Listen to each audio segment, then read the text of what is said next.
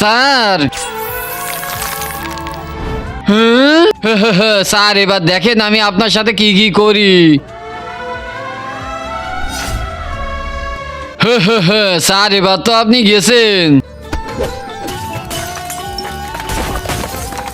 আরে এটা করিস না।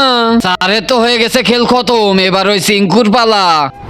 আরে এই মনু তো স্যারকে উপরে পাঠিয়ে দিছে, এবার আমাকে মারতে আসতেছে। সিঙ্কু, ও সিঙ্কু।